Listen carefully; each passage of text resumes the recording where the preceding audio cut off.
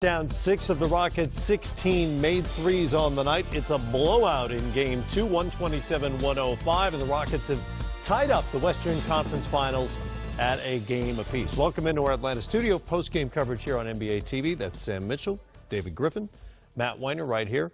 We talked about what the Rockets might do differently, or if they just do what they normally do better. I think we saw the latter play out tonight here in Game 2. Well, they did do what Coach D'Antoni said. They were better at how they played, but the thing that I was impressed with, the physicality. They had their hands on Golden State on every cut. You know, normally when Golden State, Griff, you notice when they run that little action where Klay Thompson and Steph Curry sets the pin down for each other at the back screen, and they always get a guy for 2 or 3 layups a game because they slip and the team screw up on the switch. They were physical. They had their hands on them, their bodies on them. And even when Golden State beat them off the dribble, they stayed physical to the point all the way to the rim, and Golden State wasn't getting the calls tonight. So you saw Golden State kind of get frustrated tonight, out of character, committing some dumb fouls, and then taking quick and early and bad shots. Their offense just bogged down, and it just goes to show you, when you get physical and get into another player or another team's mind, you can alter how they play. Yeah, and I thought it was very clear. Golden State struggled with this all year, and for some reason they came into this game without appropriate fear.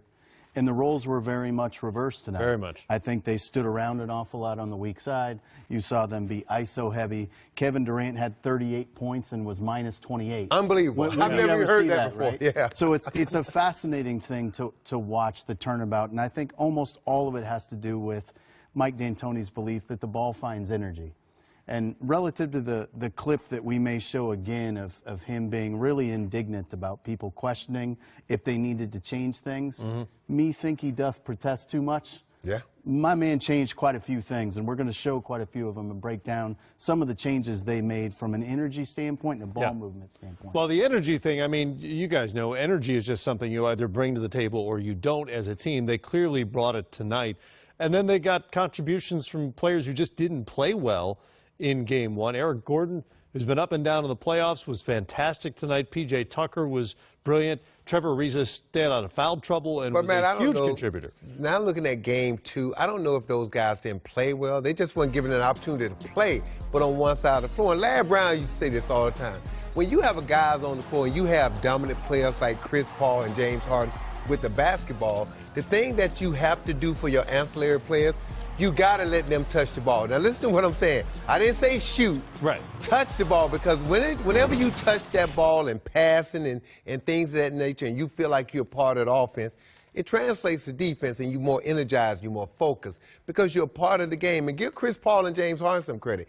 They moved the basketball. When they broke down the Golden State's defense tonight, they made those extra passes, which puts Golden State in rotation, and then that next player made the next pass. And Griff, we were sitting in the back. They had a sequence where they must have made 7 or 8 passes, and they had Golden State running around out of control, and then finally found Eric Gordon for a wide-open 3. And that's what Mike D'Antoni talked about. We got to move the ball. We got to move bodies. And once we break that initial defense of Golden State, that's when our action got to start. That was a second quarter possession. I saw that as well, and I thought they should clip that off and just play that on a loop between now and Game 3. Well, we may end up playing it on a loop for them.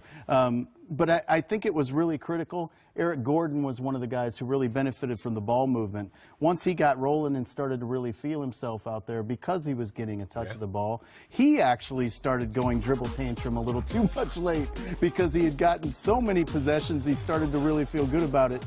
The other thing we talked about, Coach, pregame that really bore out here, it's really, really important for them to be able to keep Trevor Ariza out of foul trouble, because Trevor is very often the one who can take the ball and make the play to the next man.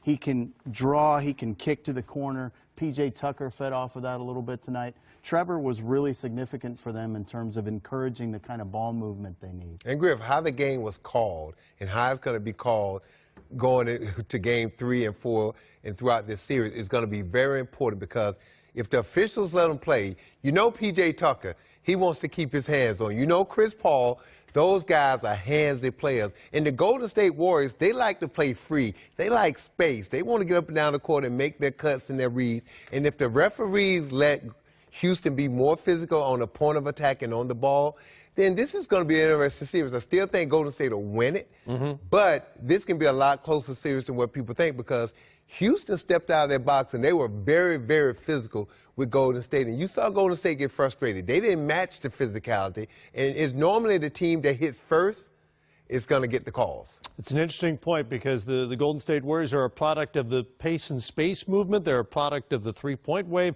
They're also a product of the freedom of movement emphasis that the league has had in terms of officiating over the last few years.